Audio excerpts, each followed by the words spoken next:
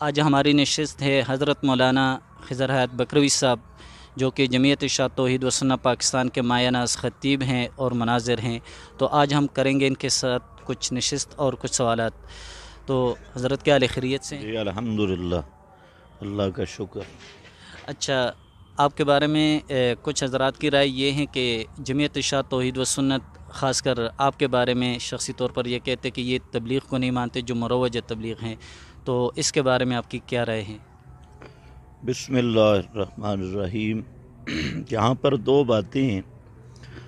ایک تو یہ ہے کہ تبلیغ انبیاء اور دعوت الانبیاء، تبلیغ انبیاء اور دعوت الانبیاء کی امین جماعت اشاعت التوحید و سنہ ہے، اور اشاعت التوحید و سنہ کی دعوت و تبلیغ علی منہاج الرسول صلی اللہ علیہ وسلم قائم ہے، اور اسی کے ہم داعی ہیں، اسی کے لیے کوشش کرتے ہیں۔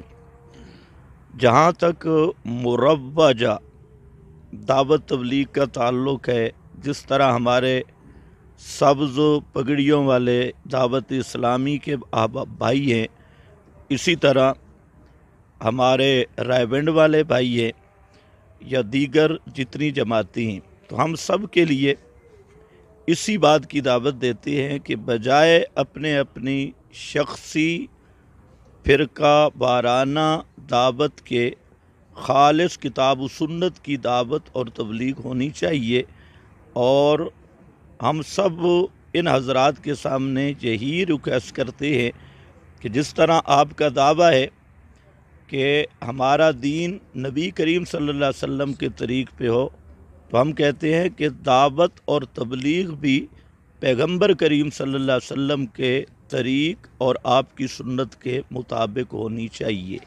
جو جماعت بھی آپ صلی اللہ علیہ وسلم کے طریق و منہاج کے مطابق دعوت تبلیغ کرے، ہمارے سر آنکھوں پہ ہے، کیونکہ ہم خود اسی کے داعی ہیں، اور جو بھی منہج نبوت سے ہٹ کر اور سنت طریق سے ہٹ کر کوئی دعوت کرے یا تبلیغ کرے تو شرعاً وہ دعوت و تبلیغ نہیں بن سکتی، اس لیے ہم ایسی چیز کی حوصلہ افزائی نہیں کر سکتے۔ اچھا، تو وہ تو یہ نہیں کہتے کہ مطلب چلہ یا چار ماہ یہی جنت کا ٹکٹ یا جنت کا معیار ہے، صرف وہ یہ کہتے ہیں کہ منہج نبوت پر آنے کے لیے ایک طریقہ کار ہے، جس طرح ہمارے مدارس میں کلاسز کے ایک طریقہ کار ہوتے ہیں، تو یہ چلہ چار ماہ اور جو سروزے کی ترتیب ہے، اجتماعات کی ترتیب، وہ اس کو صرف طریقہ کار کہتے ہیں، باقی فضائل وغیرہ وہ اللہ کے راستے میں مطلقاً نکلنے کا کہتے ہیں۔ بہت اچھی بات ہے۔ بنیادی بات یہ ہے کہ نبی مکرم صلی اللہ علیہ وسلم کی ترتیب کیا ہے۔ 13 سال آپ مکہ میں رہے، تو مکہ میں نماز کی موجودہ تفاصیل، زکوٰۃ کا موجودہ تفاصیل، یا حج، یا یہ جتنی چیزیں ہیں، یہ ان کی تفاصیل مدینہ میں۔ تو بنیادی سوال یہ ہے کہ مکہ میں امام الانبیاء صلی اللہ علیہ وسلم کی اصل دعوت کیا تھی؟ ان میں ظاہر بات ہے 3 اصل تھے، ایک عقیدہ توحید، رسالت اور قیامت، اور ان میں بنیادی چیز جو تھی وہ مسئلہ توحید تھا، اور توحید بھی خالصتاً نفی اور اس بات کے رنگ میں۔ تو سب سے پہلی بات یہ ہے کہ ہمارے یہ بھائی جن کی طرف آپ نے اشارہ کیا، ویسے میں تو کسی خاص جماعت کی بات نہیں کر رہا، ہر وہ جماعت دیوبندیوں کے ہاں تبلیغی جماعت معروف ہے، بریلوی فرقہ کے ہاں دعوت اسلامی ہے، اسی طرح شیعوں کے ہاں ان کی اپنی جماعت ہے، قادیانیوں کے ہاں اپنی جماعت ہے، تو میں کسی خاص جماعت کی بات نہیں کر رہا۔ میری بات یہ ہے کہ نبی مکرم صلی اللہ علیہ وسلم کی دعوت خالص توحید پہ مبنی ہے، 13 سال مکہ کی۔ اب جن لوگوں کی طرف آپ کا اشارہ ہے، ہمارا سوال ہے کہ ان کی دعوت وہی ہے؟ ایک دوسری بات آپ نے یہ کی کہ چلہ سے روزہ سال وغیرہ کو یہ لازم نہیں سمجھتے طریقہ کار، لیکن میرا سوال یہ عملاً یہی چیز ہے۔ اب ہم نے خود بھی جماعت کے ساتھ وقت لگایا، ایک آدمی چلہ لگا رہا ہے، اس کا والد فوت ہو گیا، گھر قریب ہے، تو یہ حضرات کیا کہتے ہیں، ادھر نہیں جانا، چلہ ٹوٹ جائے گا۔ یہ پابندی کہاں سے آ گئی؟ تو یہ تو پھر مقاصد بن گئے، طریقہ کار نہیں۔ اور اب جماعت جو تبلیغی جماعت ہے، حضرت مولانا الیاس صاحب رحمۃ اللہ علیہ کی جو بنائی ہوئی جماعت ہے، مولانا کے امت کی خیرخواہی کے جذبے میں کوئی اختلاف نہیں، مولانا نے بہت اچھا کام کیا، ہمارے اکابر نے اس جماعت کی سرپرستی کی اور اس جماعت نے بہت اچھا کام کیا، لیکن پہلے اس کے اوائل میں شر پر خیر غالب تھی، اور اب ان پر خیر کی بجائے شر غالب ہے، جن میں قرآن پاک کی مخالفت، جہاں درس قرآن ہو انہوں نے اپنی فضائل اعمال کی دکان الگ بنائی ہے، اور اس میں باقاعدہ لڑائی ہے۔ ہمارے ترنول میں آپ کو کئی مثالیں دے سکتا ہوں، جہاں درس قرآن ہو یہ مخالفت کرتے ہیں، علماء اور مدارس کی مخالفت کرتے ہیں۔ ہم تو ویسے بھی مسئلہ کے بیان میں بدنام ہیں۔ مفتی تقی عثمانی صاحب جو ایک معتدل آدمی ہیں، ان کے خلاف آپ دیکھیں، ان کا بیان بھی نیٹ پہ آ گیا۔ مفتی ضرب علی خان، ان کے بیان بھی نیٹ پہ، اب تو دارالعلوم دیوبند کا فتویٰ بھی آ گئی ہے۔ تو مسئلہ یہ ہے کہ جہاد کی مخالفت، علماء مدارس کی مخالفت اور درس قرآن کی مخالفت، یہ تین چیزیں، یہ کس چیز کا تمہید ہے اور کس چیز کا طریقہ کار ہے؟ نمبر 2، ہم کہتے ہیں کہ رائے ایک عالمی مرکز ہے اور عالمی کتاب قرآن ہے، رائے میں درس قرآن کیوں نہیں ہے؟ نہ قرآن کا درس ہوتا ہے، نہ ترجمہ پڑھایا جاتا ہے۔ یہ ادھر تو بہانہ کرتے ہیں کہ سارے ہر جگہ پہ عالم نہیں ہوتے، لیکن سوال یہ ہے کہ رائے میں تو عالم مقیم ہے، وہاں قرآن پاک کو تفسیر کے ساتھ، ترجمے کے ساتھ دورہ ہونا چاہیے کہ عالمی مرکز میں عالمی کتاب ہو۔ تو وہاں پر بھی انہوں نے فضائل اعمال پکڑی ہوئی ہے، ادھر بھی فضائل اعمال پکڑی ہوئی ہے۔ پھر جو طریقہ ہے کہ اصل جو دین کی دعوت ہے وہ نہیں ہے، مشرکین مبتدئین کے پیچھے نمازیں پڑھتے ہیں، 11ویاں کھاتے ہیں، کل 40 میں جاتے ہیں، کیوں جی؟ جوڑ پیدا کر رہے ہیں۔ تو کسی شریعت نے ہمیں بتایا کہ اپنے مذہب کو چھوڑ دو، عقیدے کو تباہ کر دو، بدعات میں ملوث ہو، دوسروں کا ایمان بچانے کے لیے اپنے ایمان کو داؤ پہ لگاؤ، تو یہ کس کا طریقہ ہے؟ اچھا، جہاں تک فضائل اعمال کی بات ہے تو فضائل اعمال میں آپ کے بیانات میں بھی ہیں اور بہت سارے علماء کرام کی رائے یہ ہے کہ اس میں ضعیف حدیث ہے۔ تو حضرت مولانا زکریا رحمۃ اللہ علیہ نے ان ضعیف حدیث کے بارے میں سند میں لکھا ہے کہ یہ ضعیف ہے۔ اور جہاں پر درس قرآن کی بات ہے تو ٹھیک ہے، وہاں درس قرآن نہیں ہوتا، لیکن ہر بیان میں قرآن کو تو پڑھایا جاتا ہے، قرآن کی آیات سے وہ بیان کرتے ہیں، اور مطلب قرآن کی مخالفت میں بھی کوئی بات نہیں ہوتی۔ باقی وہاں کا جو مدرسے لازم بات ہے، وہاں پر ترجمہ سب کچھ ہوتا ہے۔ تو اس کے بارے میں پھر آپ کیا رہے؟ بہت اچھی بات ہے۔ ایک تو ہے کہ آپ پورے ملک میں، ہم پورے ملک میں چلتے ہیں، جہاں درس قرآن ہے، ہمارے رائے والے ساتھی بھرپور مخالفت کرتے ہیں، ہر جگہ پہ مخالفت کرتے ہیں، بلکہ میاں بالی میں اور چند ایک ایسی مساجد ہیں کہ ادھر درس قرآن ہو رہا ہے، انہوں نے مقابل میں فضائل اعمال پکڑی ہوئی ہے۔ ایک منٹ میری بات پوری ہونے دو۔ مقابل میں اب کم از کم یہ ہے کہ بزرگوں کو اس طرف توجہ دینی چاہیے۔ میں نہیں سمجھتا کہ شاید ان کی اوپر سے تربیت ہی ایسے، اس کی اصلاح کی ضرورت ہے۔ ابھی تبلیغی جماعت کے طارق جمیل ہیں، یہ ابھی میں نے ان کا ایک بیان سنا ہے، آپ بھی سن لیں۔ حضرت عائشہ رضی اللہ تعالی عنہا کے متعلق جو طارق جمیل نے بکواس بازی کی ہے، کوئی یہودی بھی نہیں کر سکتا، کوئی رافضی بھی نہیں کر سکتا۔ اس کے پہلے بھی ایسے بیان آتے رہے۔ اب اس نے نبی کریم صلی اللہ علیہ وسلم کے ذمہ لگایا کہ آپ نے فرمایا اور نواب کی بیٹی، نواب دی بچی، نواب کی بیٹی، اور اس طرح کے ایسی بے ادبی پر اور گستاخانہ گفتگو کہ دنیا کا عام آدمی اس کا تصور بھی نہیں کر سکتا۔ اور یہ ساری میں سمجھتا ہوں کہ انہی کی تربیت ہے۔ قرآن کے جب قریب نہیں آئیں گے، صحیح سنت کے قریب نہیں آئیں گے، اس کی مخالفت کریں گے۔ آپ کہہ رہے ہیں ہر بیان میں قرآن بیان کرتے ہیں، قرآن کہاں بیان کرتے ہیں؟ قرآن کی آیت پڑھتے ہیں اور 20 جھوٹ بولتے ہیں۔ جہاں تک رہ گیا فضائل اعمال، فضائل اعمال میں صرف ضعیف حدیث نہیں، فضائل اعمال میں خالص جھوٹ بھی ہے۔ بڑے بڑے جھوٹ ہے، اور اس میں بعض روایات کے متعلق حضرت شیخ الحدیث نے لکھا ہے سندہ ضعیف وغیرہ۔ تو اب جو پچھلے حضرات ہیں ان کی ذمہ داری بنتی ہے کہ عوام کو بتائیں، ایک تو یہ بتائیں یہ فضائل کی کتاب ہے، عقائد کی نہیں، عقائد اور فضائل میں فرق ہوتا ہے، انہوں نے اب اس کو عقائد کی کتاب سمجھا ہوا ہے۔ تو دوسری بات ہے کہ یہ نشاندہی کریں کہ بھائی یہ چیزیں ٹھیک نہیں۔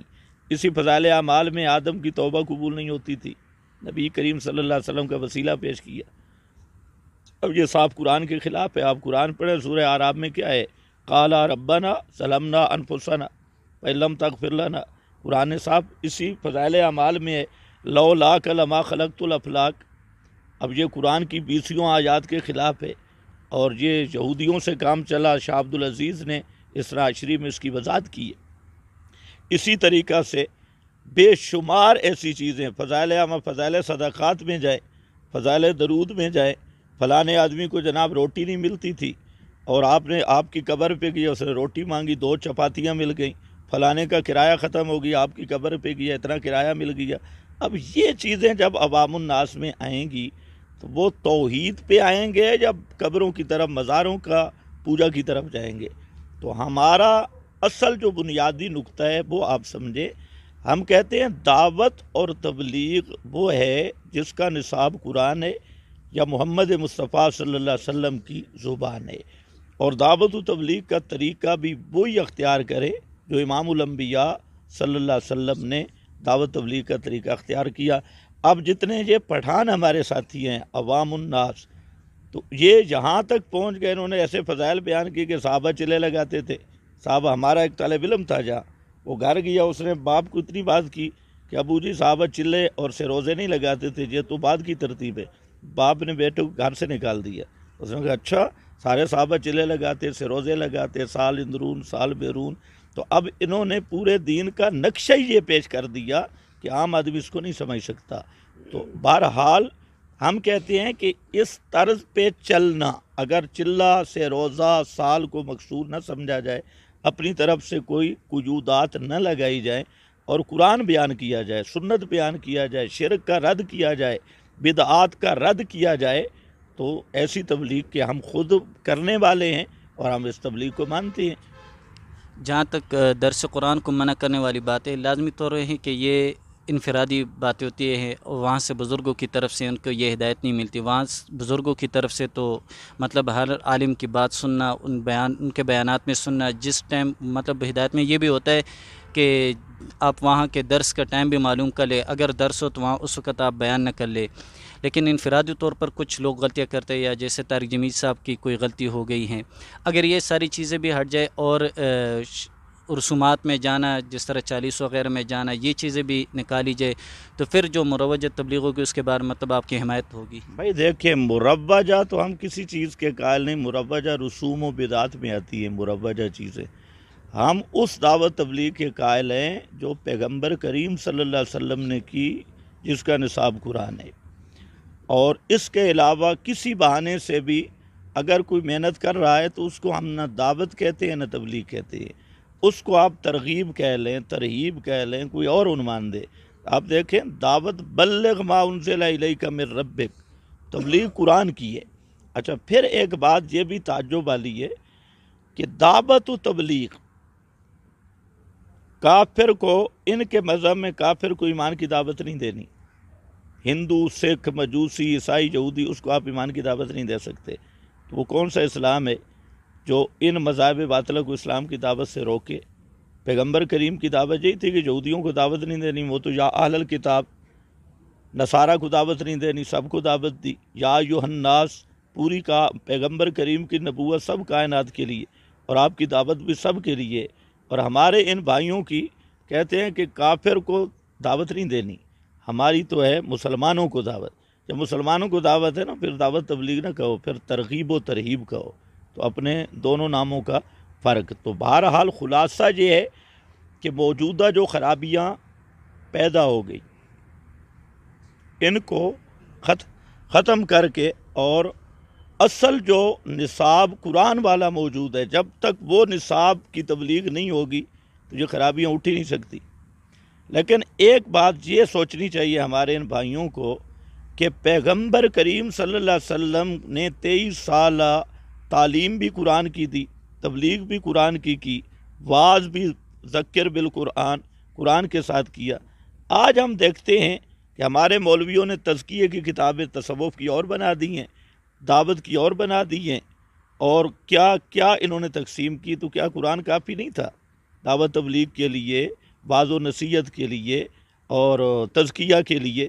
پیغمبر کریم کے تزکیہ والی کتاب قرآن ہے، دعوت والی کتاب قرآن ہے۔ تو یہ ساری پارٹیاں جو قرآن کو چھوڑ چکی ہے اور انہوں نے اپنے اپنے نصاب بنائے، چاہے وہ اب ہماری کہلوائیں یا کسی اور کی، تو ہم ایسی روش کی کبھی حوصلہ افزائی نہیں کر سکتے۔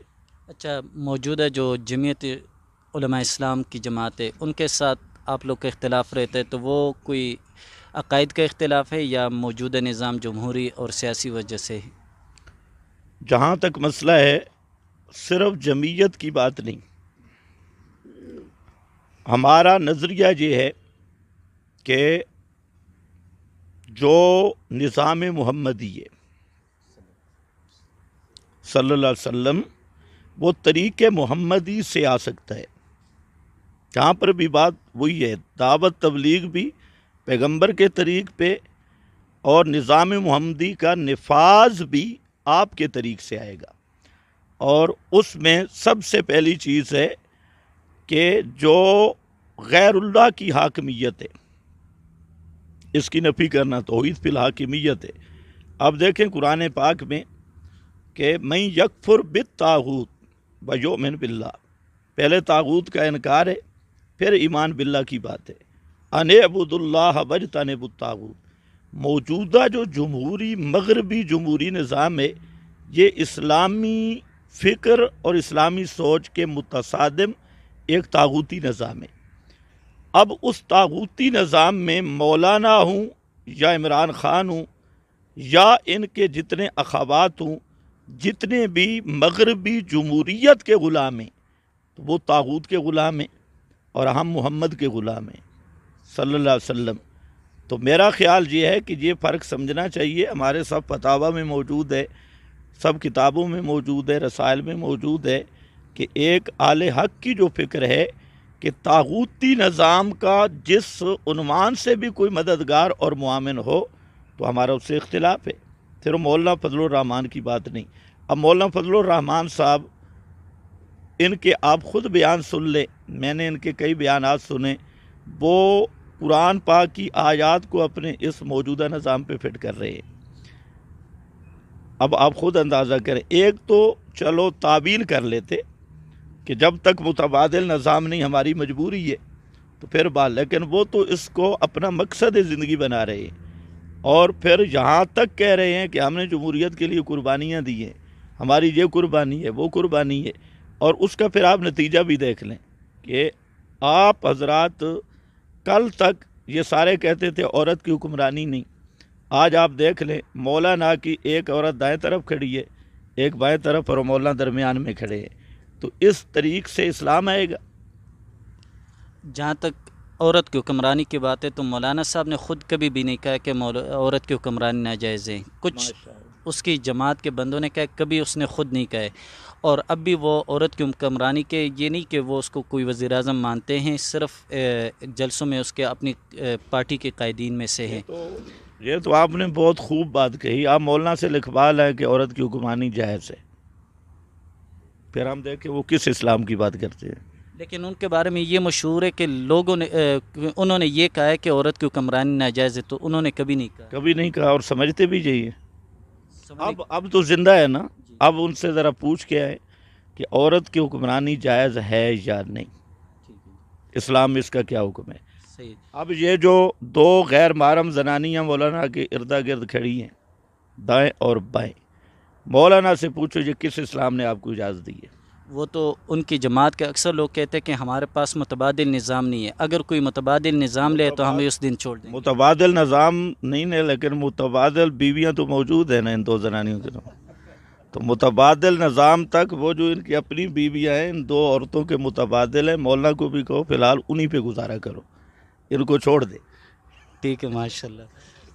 اچھا، تو دوسرا یہ ہے کہ آپ کے بارے میں یہ کہا جاتا ہے کہ ہمارے صحابہ کرام میں بھی اختلاف رہا ہے، فقہا میں بھی اختلاف رہا ہے، اور اس طریقے سے علماء دیوبند میں بھی ہمیشہ اختلاف رہا ہے، کسی نے ایک رائے ظاہر کی، کسی نے دوسری، لیکن کسی عالم کا نام یا مطلب آپس میں کوئی تبرہ نہیں کیا. تو آپ کے بارے میں آپ ناراض بھی نہ ہو اس بات سے، لیکن اکثر لوگ کہتے ہیں کہ یہ تبرہ بہت زیادہ کرتے، تو اس کا بہت اچھی بات ہے. یہاں آپ کے سوال کے دو حصے ہیں. پہلا سوال یہ ہے کہ حضرات صحابہ، ائمہ، علماء دیوبند میں اختلاف رائے رہا، لیکن سوال ہے کن مسائل میں؟ عقائد کے مسائل میں ہرگز نہیں. کسی صحابی کا دوسرے صحابی سے عقیدے میں اختلاف نہیں. 4 اماموں میں سے کسی امام کا دوسرے کے ساتھ عقائد کا اختلاف نہیں ہے. جہاں عقائد کی بات آئی تو صحابہ نے زبردستی انداز میں رد کیا، ائمہ نے زبردست انداز میں رد کیا، سلف صالحین نے زبردست انداز میں رد کیا. ہماری جو بات چل رہی ہے ان مذاہب کے ساتھ جن کے ساتھ ہمارا عقائد میں اختلاف ہے. تو اختلاف فی العقائد کو برداشت کرنا اپنا ایمان گوا دینے کے مترادف ہے. جہاں ہوتا ہے فروعات میں اختلاف، تحقیقات میں اختلاف، تعبیرات میں اختلاف، تو اس اختلاف میں استاد شاگرد سے کر سکتا ہے، شاگرد استاد سے کر سکتا ہے. امام ابو یوسف، امام محمد اپنے استاد سے کرتے ہیں، امام شافعی، مالک، احمد بن حنبل، یہ سارے بزرگ ایک دوسرے سے کرتے ہیں، علماء دیوبند ایک دوسرے سے کرتے ہیں. تو جو تعبیری اختلاف ہو، فروعی عملی اختلاف ہو، اس کی اسلام میں گنجائش ہے. اور جہاں بدعت سنت کی بات ہو، شرک اور توحید کی بات ہو، عظمت صحابہ کی بات ہو، ختم نبوت کی بات ہو، یعنی عقائد کا مسئلہ ہو، تو اس میں نرمی کرنے والا خود بے دین ہے اور اس کا دین سے تعلق نہیں. دوسری بات آپ نے یہ کہی کہ آپ لوگ کہتے ہیں کہ آپ تبرہ کرتے ہیں. تو میرا سوال ہے کہ ہمارے کوئی وہ لفظ بھی لاؤ جس میں تبرہ ہو. مشرک اور بدعتی اور باطل کو تبرہ کرنے کا کیا مطلب ہے؟ آج کل لوگوں کے اخلاق کے معیار کچھ اور ہیں. اللہ تعالیٰ نے قرآن میں مولویوں کے بارے میں فرمایا مثلہم کمثل الحمار، ان کی مثال گدھے والی ہے. مثلہ کمثل الکلب، اس کی مثال کتے والی ہے. اولئک هم شر البریہ، سارے جانوروں سے زیادہ بدتر ہے. تو اب اس کو کیا نام دیں گے کہ یہ اخلاق کے خلاف ہے؟ یہ تو قرآن ہے. تو جو علماء ان کے لیے پھر صحیح القابات استعمال کرتے اور ان کو مسلمان سمجھتے، صحیح العقائد سمجھتے ہیں، تو یا خاص کر اشاعت میں سے بھی بہت سارے علماء ایسے ہیں جو جمعیت علماء اسلام کا ساتھ دیتے ہیں، عقیدت بھی ان کے ساتھ دیتے ہیں، اور اس جمہوری نظام کو مانتے ہوئے بھی وہ ساتھ دیتے ہیں. اور اس طریقے سے جیسا آپ کا بیان مولانا زاروی صاحب کے بارے میں ہے، تو ان کو بھی وہ بہت سارے اشاعت کے لوگ بھی ایسے ہیں علماء جو ان کو بھی صحیح مانتے، تو ان کے بارے میں پھر کیا رائے ہے؟ بہت اچھا سوال ہے. لیکن حضرت عبداللہ ابن مبارک نے ایک بات کی بہت اچھی، الدین لا یعرف بالرجال والرجال یعرف بالدین. اگر کوئی اپنے آپ کو اشاعت کی طرف نسبت کر کے اہل بدعت اور اہل شرک کوئی بھی ہو، کسی خاص جماعت کی بات نہیں، کوئی بھی اہل الہاد، اہل بدعت، اہل شرک ہو، ان کی تعریفیں کرتا ہے اور ان کو القابات دیتا ہے، تو وہ ظاہر بات ہے کہ شریعت کے سراسر منافی ہے، چاہے وہ اشاعتی کہلوائے یا کوئی اور کہلوائے. جماعت یا دھڑے بندی میں آ کر افراد کا دفاع نہیں ہوتا. جماعت ایک نظریے کا نام ہے. تو اب یہ جو آپ ہزاروی صاحب کی بات کر رہے ہیں، تو ہزاروی صاحب کو تو مولانا سرفراز خان صفدر، امین اکاڑوی، مولانا یوسف لدھیانوی، ڈاکٹر عبدالواحد لاہور والے اور قاضی مظہر حسین تک، یہ سب نے کہا کہ یہ احمد رضا سے بڑا بدعتی ہے. تو اب ان کو تو اپنے بھی بدعتی کہہ رہے ہیں. تو اب اگر کوئی اشاعتی تعریف کرتا ہے تو اس اشاعتی کی ہم بے غیرتی سمجھیں گے اور مذہبی دیوسیت سمجھیں گے، وہ ہمارا نظریہ اور عقیدہ نہیں ہوگا. اچھا، جمعیت علماء اسلام کی جو تاریخ بیان کی جاتی کہ اس کی بنیاد بھی حضرت مولانا مفتی کفایت اللہ صاحب رحمۃ اللہ علیہ نے رکھی، لازم بات انہوں نے اس نظام کے ہوتے ہوئے یہ بنیاد رکھی تھی، تو پھر ان کے لیے کیا رائے ہے؟ آپ یہ ذرا کفایت المفتی وغیرہ پڑھ لیں. یہ جو موجودہ جمعیت علماء اسلام ہے، یہ جمعیت علماء ہند جو علماء کی محنت تھی اس پر پانی پھیرنے کے لیے بنائی گئی ہے.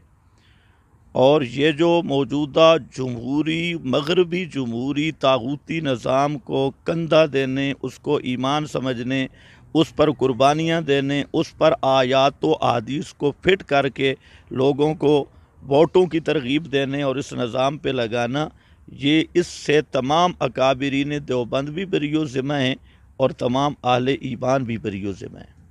اچھا، عوام کے بارے میں ایک سوال پوچھنا ہے کہ اکثر عوام پوچھتے ہیں کہ ہم کہاں جائیں، کس مولوی کے پیچھے چلے، تو علماء ان کو یہ جواب دیتے کہ آپ قرآن پڑھیں، اور یا علماء کو دے کے جو قرآن اور سنت کے اوپر چلنے والے ہیں ان کو دے کے اور ان کے پیچھے چلے۔ لیکن ہمیشہ ظاہر بات ہے جتنے بھی علماء ہیں، علماء کی شکل میں ہیں، مطلب وہ جمعیت علماء اسلام ہو یا اشاعت توحید و سنت ہو یا تبلیغ حضرات سے تعلق رکھنے والا ہو یا کسی اور جماعت سے، تو لازم بات ہے سب قرآن اور حدیث ہی پڑھاتے، لیکن وہی قرآن اور حدیث سے استدلال کر کے ان کو اپنی اپنی جماعت کی طرف بلاتے، تو پھر اس میں عوام کہاں چلے جائے؟ بہت اچھا، یہاں پر مختصر بات تو یہ ہے کہ اصل بات عوام ہو یا علماء، حق کی تلاش بغیر قرآن کے ناممکن ہے، چاہے وہ عالم ہو چاہے وہ عامی ہو، کیونکہ قرآن ہدی للناس ہے، ہدی للعلماء نہیں ہے، ہدی للناس سب لوگوں کے لیے ہدایت ہے۔ اب یہ مسئلہ ہے کہ اگر عوام تھوڑی سی سچائی کی طرف آئے تو مسئلے سارے سیدھے ہو سکتے ہیں۔ مثال کے طور پہ ہم کہتے ہیں کہ موت کے بعد کوئی نہیں سنتا، اس پہ ہم کہتے ہیں سورہ فاتر 22واں پارہ آیت نمبر 22، ما انت بمسمع من فی القبور۔ اب اس کے مقابل چاہے راونڈی ہوں یا جمعیت علماء اسلام ہوں یا بریلوی ہوں یا شیعہ ہوں، یہ جتنے فرقے ہیں وہ کہتے ہیں مردے سنتے ہیں، تو ہم کہتے ہیں ہم آیت نمبر پارہ نمبر بتا رہے ہیں، اس کا ترجمہ کسی قرآن کا دیکھ لو، اور ان سے ہمارا سوال ہے آپ بھی ایسی آیت بتا دیں جس کا مطلب وہ مردے سنتے ہیں، یا جس کا مطلب وہ اور نہیں تو انبیاء سنتے ہیں۔ پارہ نمبر، سورت نمبر، آیت نمبر وہ بھی بتا دیں، پتہ چل جائے گا۔ جب یہ بات ہوتی ہے تو وہ فوراً کہتے ہیں نہیں جی روایات میں جو آتا ہے۔ تو اب ہم کہتے ہیں کہ پیغمبر کا فرمان قرآن کے خلاف ہو سکتا ہے؟ جب قرآن کہتے ہیں نہیں سنتے، تم کن کی روایات پیش کر رہے ہو؟